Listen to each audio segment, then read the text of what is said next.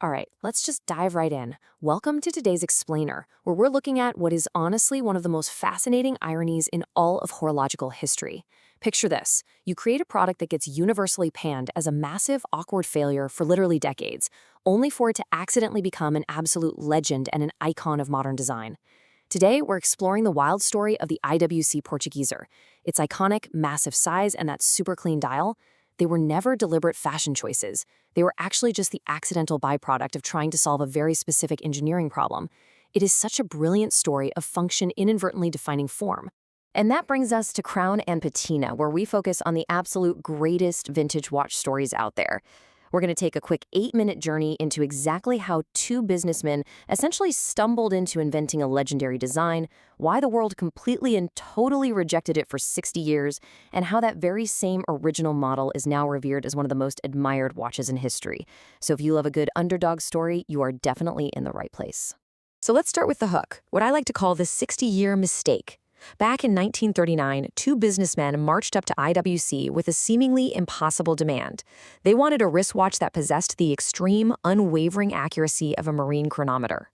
That was the goal, but the result of trying to reach that incredible standard of accuracy was this massive, oversized model that just completely baffled consumers. In fact, it sold terribly for decades. Just look at the sheer visual contrast here. It's wild. To understand why it bombed so spectacularly at first, you've really got to look at the context of the era.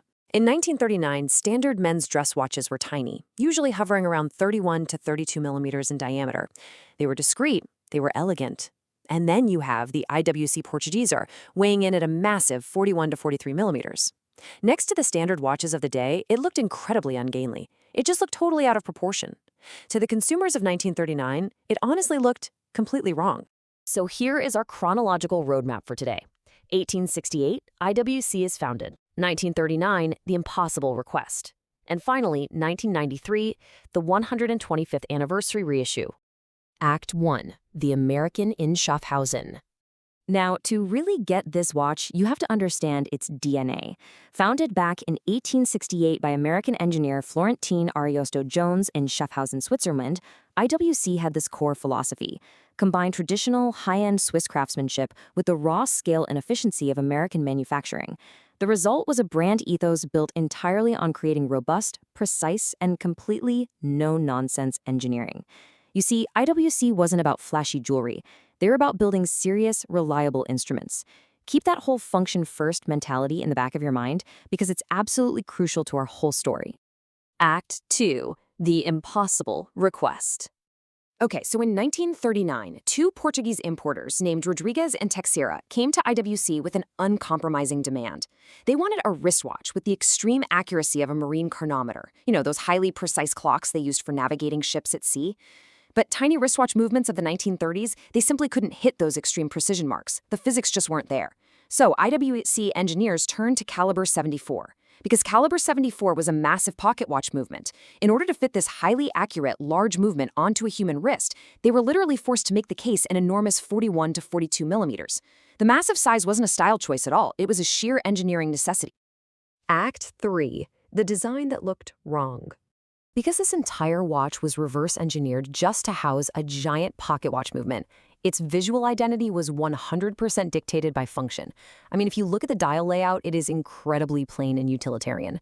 Because IWC was laser-focused on pure precision, they gave it slim Arabic numerals for easy reading, a really clear railway track minute ring around the edge, and a small second subdial. It was just a clean, unpretentious face designed to do exactly one thing perfectly: tell the exact time. But here's the really sad irony of the whole situation. Because of those exact, purpose-driven features, the watch was an absolute commercial flop. To the buyers of the 1930s, 40s, and 50s, it was far too large, surprisingly plain, and incredibly expensive due to that high-end movement inside. So it was largely ignored. It just sat on shelves and sold terribly for decades. Act 4. 60 years later, the world catches up. 60. Let that sink in. For 6 long decades, this incredibly accurate design just sat in the shadows. But as we pivot into the 1990s, the quartz crisis is finally fading, and consumer tastes are dramatically shifting toward much bolder mechanical watches. Suddenly, when you pull this massive 1939 design out of the archives, it undeniably looks incredibly modern.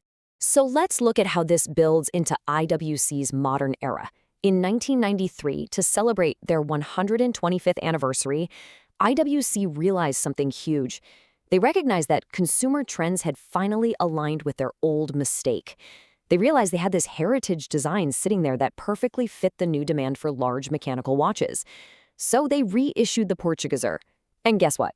Collectors instantly recognized how modern the 1939 design looked. It exploded, quickly turning into a massive flagship watch family for the entire brand. Act 5. Anatomy of Reference 325. This right here is the specific model designation of that original 1939 watch, the accidental masterpiece itself. So what actually made it work? Well, it was built around that pocket watch movement, calibre 74 or 98. It featured a 41 to 43 millimeter slim steel case. But the real secret weapon to its design was those long, slender lugs.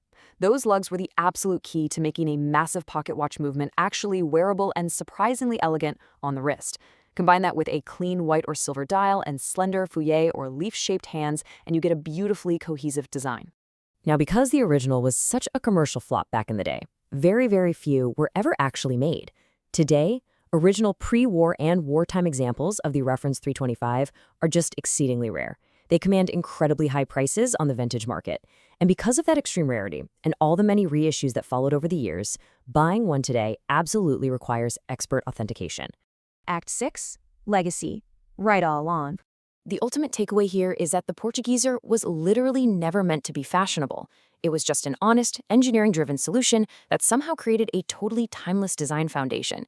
So I want to leave you with a philosophical question to debate down in the comments. Does it count as genius if it was a total accident? I mean, they just wanted a really accurate watch. Is that accidental genius or just incredible luck? Let me know what you think.